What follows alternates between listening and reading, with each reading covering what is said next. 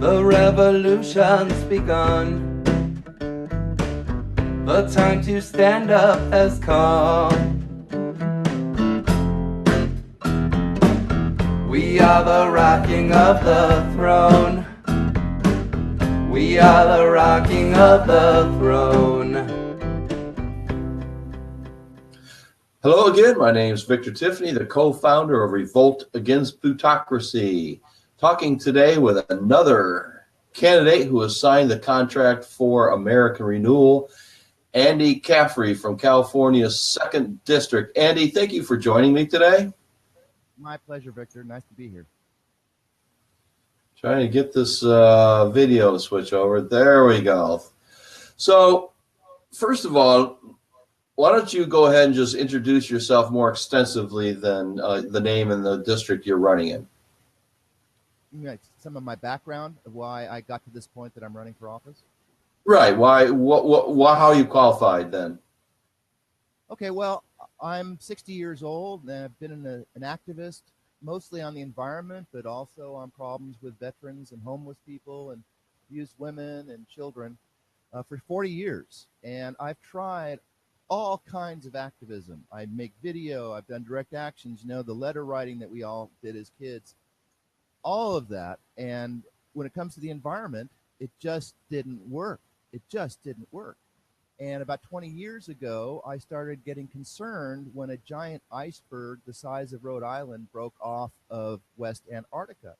And I wondered, is this because of global warming? So I started to research all of this, and I spent weeks in the stats at the Berkeley Public Library reading scientific journals, pretty much everything on polar ice for the previous 10 years.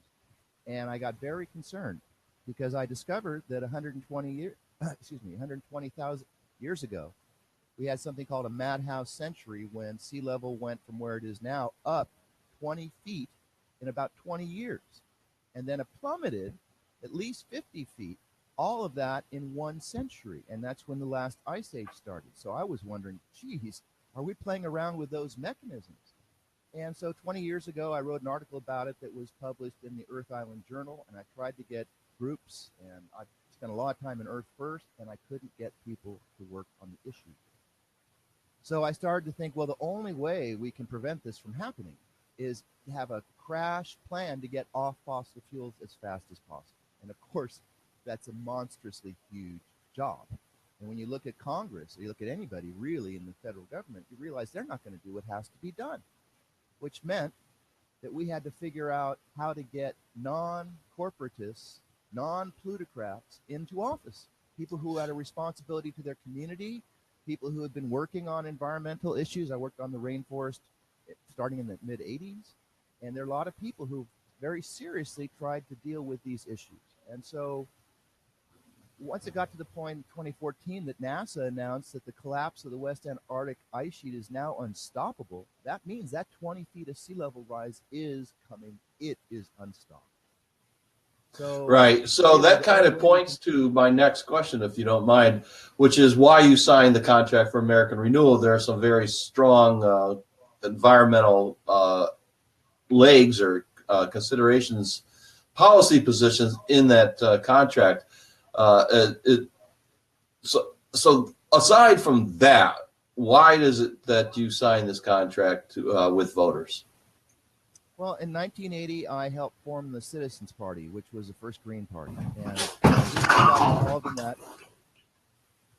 the reason I got involved in that is because I was more of a rainbow guy. I was concerned about all of these issues, from the most personal social problem up to the global environmental issues. And I just saw, as an activist of 40 years, that these plutocrats were not going to do what had to be done. And so it wasn't a matter of choosing a liberal, because a liberal was still getting their money from the plutocrats. It was a matter of actually replacing the plutocrats. And because of these things like single-payer health care that we should have had long ago, and the other positions that are part of the CFAR proposal, all of those were things that I've been working on for 40 years. So it was really this is great because you actually leading into my next question, which because the Medicare for all is very expensive, the infrastructure plank is going to be quite expensive. college education is very expensive. How are you not just another tax and spend liberal? Well, I believe that what we should do as a society, and this should be reflected by our government, is decide what we want to take care of with, let's say, government money. What kind of services do we want to provide to the people in our nation? What kind of programs do we want to have for unemployed people or for people who are poor? And then tax to pay for it. It's real simple. But what they do now is they talk about, oh, there's just this huge budget. And of course, they never talk about the military, which is half of the budget. But they just say, oh, it's so huge. And they don't even talk about, well, huge relative to what?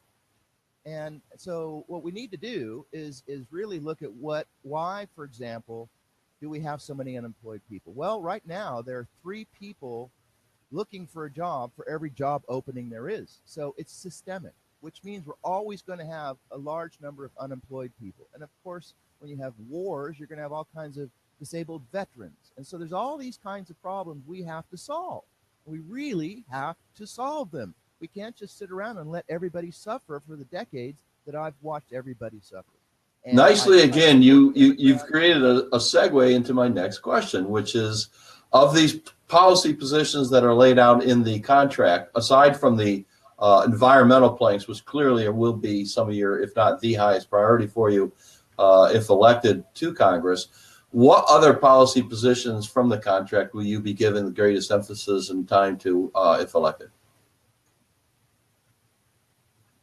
Well, okay, because I've worked with all of these various groups and individuals on all of these issues, when I'm elected, what I'm going to do is start to have conferences to bring people in. So people who, like, I work with a lot of people here in my town to do overnight shelters in the winter so people don't die from exposure.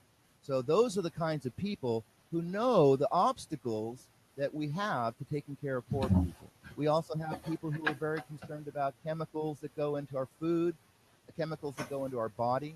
And so what I'd like to do is with all of these issues, like I said, ever since the Citizens Party, every single issue as part of the CFAR program is something that I want to advance. So it's not like there's certain ones. Obviously, what I feel we have to do is come up with a national plan for how do we get off fossil fuels. And see, and if you think about that, then you realize you have to look at all of these other issues. Because if we get off fossil fuels, a bunch of industries are going to shut down. And so a lot of people are going to need to be supported. And that's where single payer comes in, where free college comes in. It's where I would like to see free public transportation. Of course, corporations are way undertaxed. So we need to really get a hold of how corporations exist in our society. So I'm very much against corporate personhood. I really want to look at the charters issue. So really, it's all kind of, you have to pull it all together. And when people realize that we can't just keep on doing what we're doing and have everybody buying junk at Walmart's that's flown in from China, they're going to have an alternative, and they're going to have to be taken care of. So these are all critical issues. Let me ask you about, you talk about national plan. Let me ask you about your personal plans as a candidate using this contract going forward. John Rachel, the primary contract author, talks about weaponizing your campaign using this contract. How do you expect in the coming months up to your first round? I don't know, they're not even called platforms, but the first round of voting there in California. How do you plan on using this contract? If they're primaries, how do you plan using this contract to attack your opponents? Well, one big difference, it's most likely there will be 3 candidates: a Republican, the Democratic incumbent who was a Hillary superdelegate, and myself, and I was a supporter of Bernie Sanders. So first of all, I want to suggest to the constituents that the revolution that Bernie was talking about is more than what Bernie was talking about, that it really is a revolution against plutocracy. And one of the things I've been doing really since I first started to run for office several years ago is emphasize that we have to oust plutocrats. So the first thing is to change the framing on issues. And it's very easy in my district, which was very strongly for Bernie, for me to say, look, you can go with a Hillary supporter who's just going to keep the plutocracy going, who's not going to challenge it, who's been in office for 6 years and hasn't gotten anything passed, or you can get involved in a true electoral revolution to oust the plutocracy. And here is the contract. This is a map that all candidates should start to be using. So I plan to be traveling around the country talking to other Bernie candidates and try to get them involved in the contract as well. That sounds like a great idea. We appreciate that work on your part. So we have a logo we'll be sharing out there, the CFAR logo that we've come up with from our committee that you might be able to point on your website and maybe link it to this interview or something like that, just to let everyone know that, oh, this is a CFAR candidate. Finally, my last question. You referenced your opponent that's the supporter of Hillary Clinton, the superdelegate. How is it specifically, maybe in terms of work ethic, or what is it you bring especially to that you would be bringing to Congress that makes you a preferable candidate to the Congressman Jared Huffman? Well, Jared's a very nice guy. He's what you would call a liberal Democrat, and he's very concerned about the environment. He's not willing to fight, though. He stays in the system. So first of all, I have 40 years of experience of trying to get changes in society in all these different ways, including through the government. So I understand what can't be done. So the first thing is I'm not going to waste a bunch of time on reform measures that just aren't going to cut it. Secondly, I'm a systems thinker, and I've extensively studied in all kinds of fields. So when I look at, well, for example, as an activist working with homeless people, when they talk about budget cuts, I can talk about the consequences of those budget cuts. When I talk about, I've been fighting GMOs since 1986. When I talk about food and agriculture, I can talk about it from the perspective of science. I went to UC San Diego and studied some of those agricultural sciences, but I've also been with a lot of the organic farmers and people who fought GMOs. So I have really broad experience working with people on all different sides of a lot of issues, all of the majors. I've worked on war and peace. I've worked on economics and taxation. I've worked on the environment, worked, like I said, all these homeless people and food and all of that. So I basically have really, really broad experience in contrast to my opponent, who's a lawyer. And he had 5 years of experience in the California Assembly. And he passed a number of bills there, but it's different. It's all Democrats there, so he got everything through. He can't do it now. So I'm willing to fight. I'm willing to call out people as traitors. I think the plutocrats are traitors. They're the ones who kept us on fossil fuels and the ice sheets are breaking up. That's traitors, because all of our coastal land is going to be gone. And most importantly, though, I think I can make the case that the climate issue should now be dealt with as a national security priority. And once you do that, then all that is right now kind of falls apart. Capitalism doesn't really work the way it does. And you have to then come up with broader programs, and I think I can come up with them.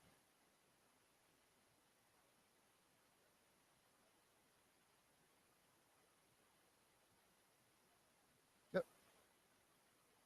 You frozen.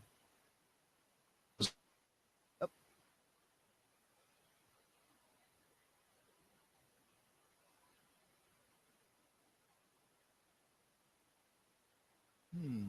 Specific thing.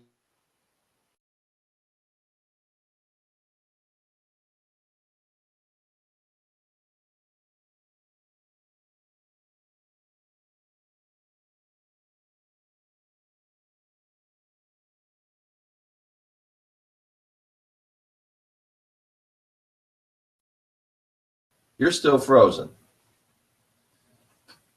And you're gone. So I want to thank Andy for joining me today. It looks like he's popping back in here. We can, there he is, and you're back live. So I'm just wrapping up at any rate, Andy. I want to thank you for joining me. Appreciate this time you took from your campaigning to discuss the contract. Appreciate you going around the country and trying to get other candidates to sign this contract, and look forward to helping you out there in California the weeks to come. Thanks, Victor. I'm a team player. I'm here to help any way I can. So please stay in touch, and anything you want me to share on my side, I'm happy to share. And I hope a lot Will of do. people Thank you. will join this fight. We're about ready to get much bigger as activists, not as candidates, because right, we still got to build up and get candidates, but the number of people who are working to find candidates and support candidates like you is about to grow significantly. I'm just going to leave that as a teaser right now, we look forward to making a major announcement here very soon. That's great. All right, thank you again. You're welcome. That's it. That's it. Okay. Well, thank you for what you're doing, Victor. Revolt Against Plutocracy won't just be covering the news about the necessary revolution in the United States. Sometimes we'll be making the news. If you want to stay on top of the revolutionary actions and strategies of grassroots, genuine progressives, and our allies, please subscribe to our YouTube channel today.